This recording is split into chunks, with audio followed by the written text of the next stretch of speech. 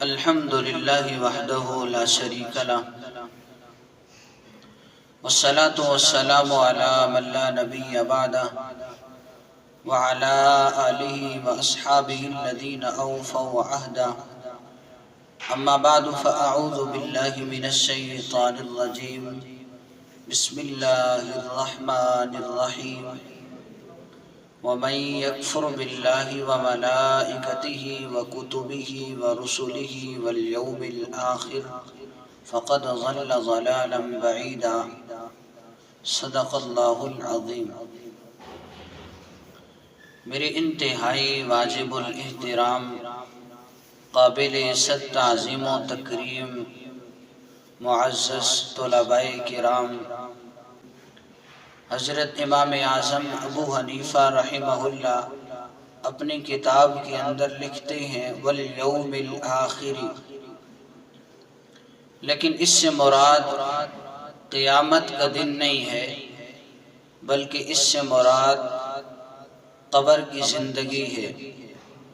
اس لیے کہ جب انسان کی موت واقع ہوتی ہے تو انسان بالکل فنا نہیں ہوتا، بلکہ انسان ایک جہان سے دوسرے جہان کی طرف منتقل ہو جاتا ہے۔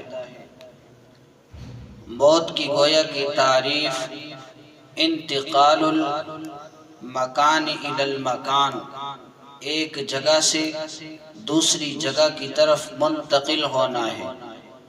موت کا نام فنا نہیں ہے، فنا ہونے کو موت نہیں کہتے۔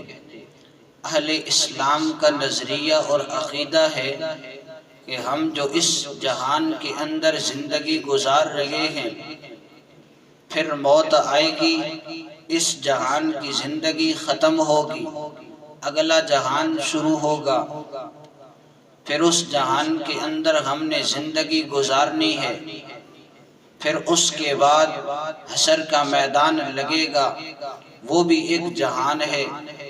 تو پتہ چلا جب موت واقع ہوتی ہے تو ایک جہان سے دوسرے جہان کی طرف منتقل ہونا ہے، نہ کہ انسان نے فنا ہو جانا ہے۔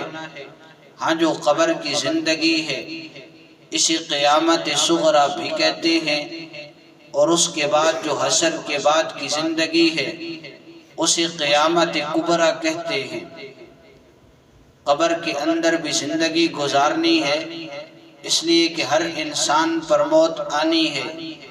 جب موت آ جاتی ہے تو گویا قیامت شروع ہو جاتی ہے۔ ہاں، یہ ہے کہ قبر کی زندگی کے اندر قیامت صغریٰ ہے، اور حشر کے بعد کی زندگی کے اندر قیامت کبریٰ ہے۔ اس کے برعکس کفار کا نظریہ اور عقیدہ یہ ہے کہ جب انسان کی وفات ہوتی ہے، انسان مر جاتا ہے، تو گویا کہ انسان فنا ہو جاتا ہے، اس کے بعد دوبارہ زندہ ہونا نہیں۔ قبر کی زندگی کو وہ نہیں مانتے، حشر کے دن کو نہیں مانتے، گویا کہ آخرت کے اوپر ایمان نہیں ہے۔ لیکن اہل اسلام کا نظریہ یہ ہے کہ موت جو ہے یہ ایک جہان سے دوسرے جہان کی طرف منتقل کرتی ہے، اور اسی طرح ہم دوسرے جہان کے بھی قائل ہیں۔ تو لہٰذا حضرت امام اعظم ابو حنیفہ رحمہ اللہ نے اپنی کتاب کے اندر والیوم الآخر کہہ کر اہل اسلام کے نظریے کی تائید کی ہے، کفار کے نظریے کی تردید کی ہے۔ اسی طرح شاعر مشرق علامہ ڈاکٹر اقبال رحمہ اللہ بھی اپنی کتاب کے اندر ایک شعر لکھتے ہیں جس سے اہل اسلام کے نظریے کی تائید ہوتی ہے، کفار کے نظریے کی تردید ہوتی ہے۔ علامہ ڈاکٹر محمد اقبال رحمہ اللہ لکھتے ہیں، موت کو سمجھے ہیں غافل اختتام زندگی، موت کو سمجھے ہیں غافل اختتام زندگی، ہے یہ شام زندگی صبح دوام زندگی۔ اس سے بھی پتہ چلا کہ موت سے فنا نہیں ہے، موت سے ایک جہان سے دوسرے جہان کی طرف منتقل ہونا ہے۔ قرآن کریم کے اندر بھی پہلی زندگی اور دوسری زندگی کا تذکرہ موجود ہے۔ چنانچہ اللہ جل جلالہ قرآن کریم کے اندر ارشاد فرماتے ہیں وَلَقَدْ عَلِمْتُمُ النَّشْأَةَ الْأُولَى فَلَوْلَا تَذَكَّرُونَ، تم اپنی پہلی زندگی کو جانتے ہو، یعنی اللہ جل جلالہ نے اپنی قدرت سے تمہیں وجود بخشا ہے، تمہیں پہلی زندگی عطا کی ہے۔ افلا تذکرون، کیا تم اس سے نصیحت نہیں پکڑتے؟